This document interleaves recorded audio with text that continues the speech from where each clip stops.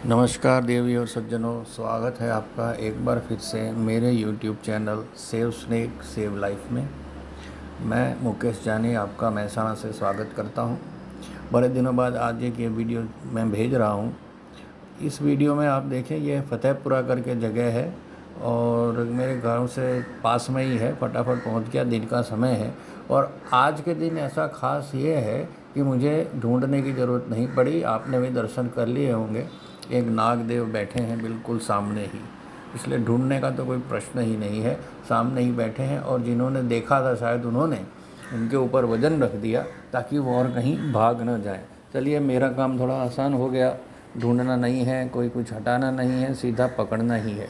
लेकिन ऐसे किस्से में कई बार क्या होता है कि सांप काफ़ी देर से अगर दबा हुआ है, परेशान है, तो वो एग्रेसिव हो सकता है, अटैक कर सकता है।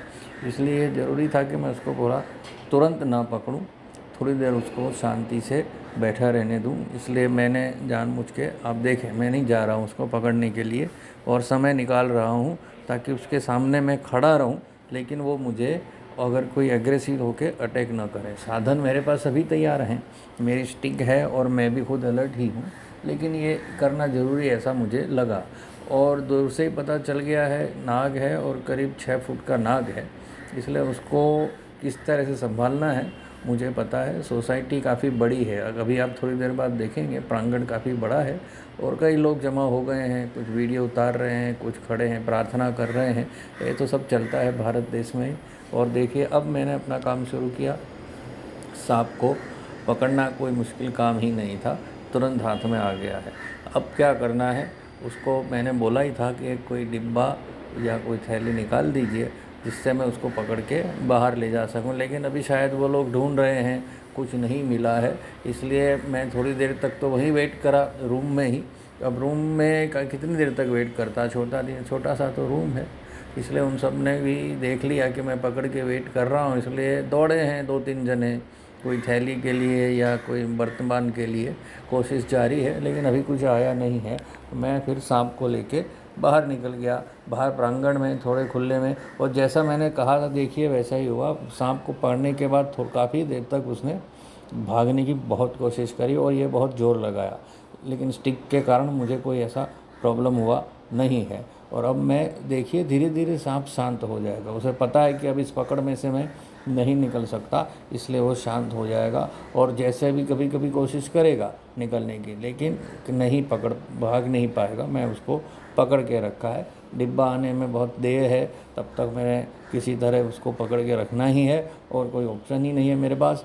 देखिए, कई लोग गए हैं, लेकिन अब ये शायद इन लोगों को पता नहीं चल रहा है कहाँ क्या रखा है घर में या जो भी है, लेकिन ढूंढ रहे हैं।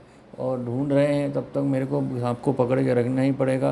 कुछ बच्चे भी आए हैं देखने के लिए, उन्होंने शायद ज़िंदगी में सांप कभी देखा ना हो इतना नज़दीक से, तो नज़दीक से देखने आए हैं। बड़े लोग भी आए हैं और कई लोग तो जो, जैसे कि भारत देश में आप जानते हैं हमारी संस्कृति है कि सांप को भगवान के समान माना जाता है, उनकी पूजा करी जाती है। गुजरात में गोगा महाराज के नाम से कई मंदिर हैं और बाकायदा वहाँ पे उनके सांप की भी मूर्ति होती है, नाग की मूर्ति होती है और उसकी पूजा की जाती है। नियमित मंदिर भी हैं बड़े बड़े और उनकी पूजा की जाती है।